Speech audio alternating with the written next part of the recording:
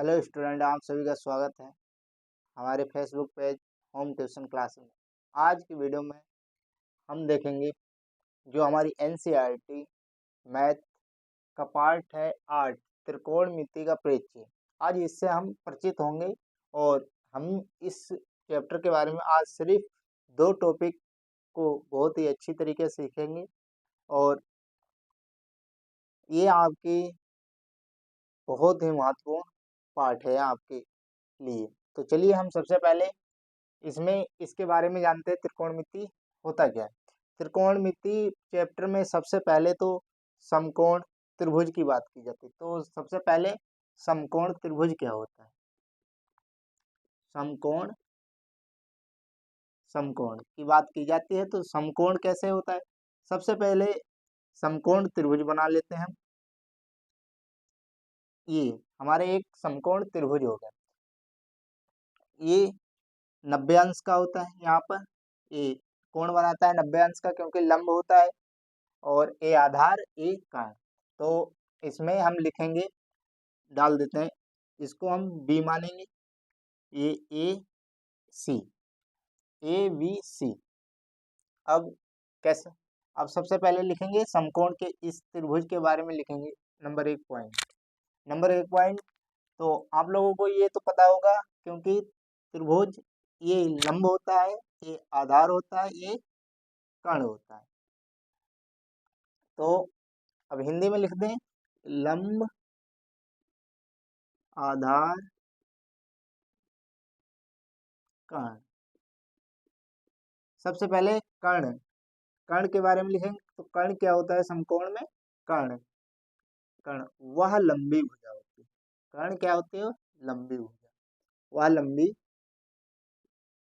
भी भुजा होती है। और इसी का सम्मुख कर्ण के सामने और लिखेंगे, कर्ण के सामने वाली भुजा लंब होती है। और लंब के सामने वाली भुजा, दूसरा पॉइंट लिखेंगे लंब। लंब फिर लिखेंगे लंब के सामने वाली भुजा के सामने वाली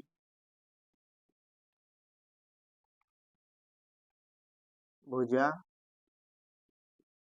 थीटा थीटा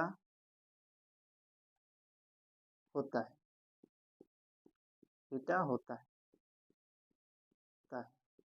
यहाँ पर थीटा होता है। लंब के सामने वाली भुजा में थीटा होता है।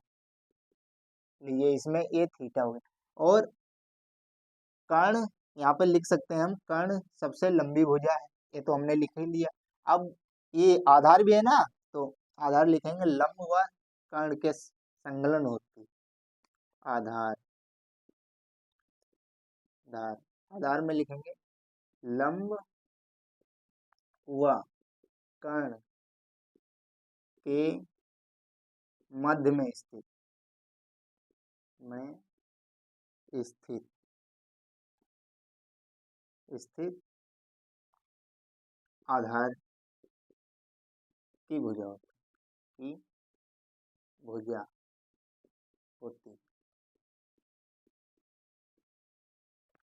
ये हमारा, इसमें हमने देख लिया कि हमारे जो समकोण त्रिभुज है उसमें क्या क्या होते हैं, किसके सामने क्या होते हैं। देखो, लंब के सामने कर्ण वाली भुजा और कर्ण के सामने लंब वाली भुजा, और इसमें आधार हमारे क्या है, दोनों के मध्य की भुजा है। चलिए, अब ये तो हमारा पहला टॉपिक कि हमें इस चैप्टर में इतना याद रखना है कि हमें इस पूरे चैप्टर में समकोण त्रिभुज की बात करनी पड़ेगी। चलिए टॉपिक नंबर दूसरे आते हैं।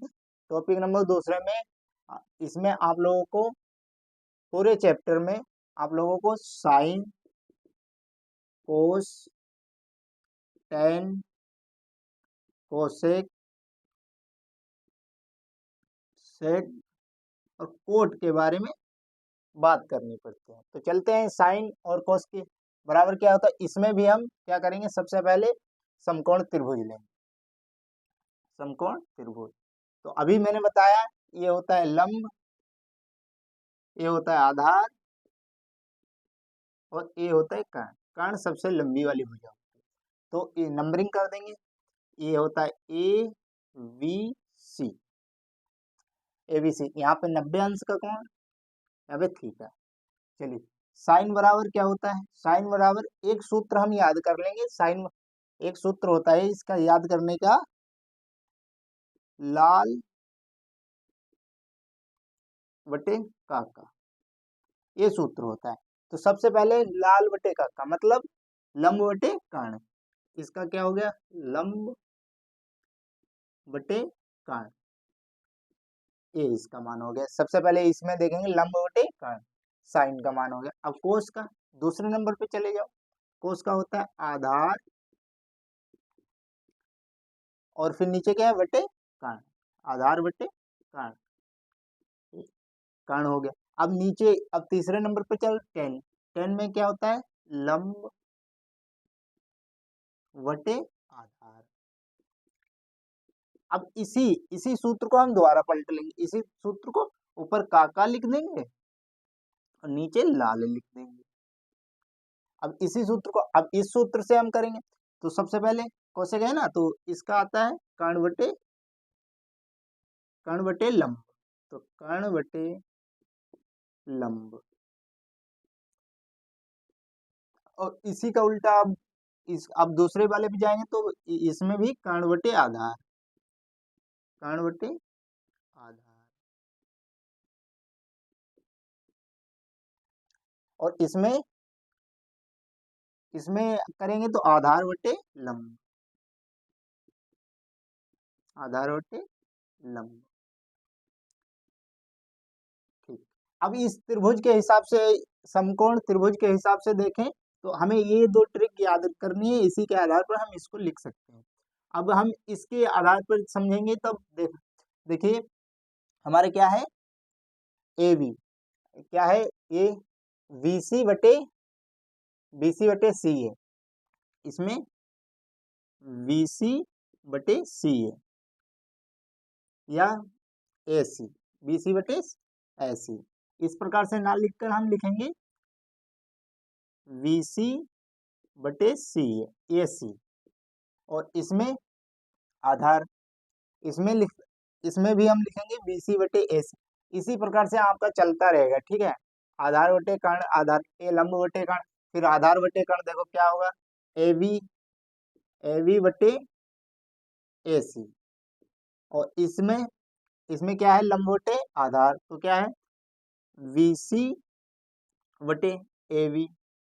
और इसमें कर्ण बटे लंब, तो इसमें एसी बटे एसी बटे लंब मतलब बीसी। इसमें इसमें क्या है, कर्ण बटे, अब एसी बटे कर्ण बटे आधार मतलब ए बी। अब इसमें कोड, कोड में क्या है, आधार, तो ए बी बटे लंब मतलब बी सी। इस प्रकार से हम त्रिभुज का निकाल सकते हैं। अगर वीडियो आपको अच्छा लगा हो या कुछ भी समझ में आया तो हमारे फेसबुक पेज और वीडियो को लाइक जरूर करें। जय हिंद।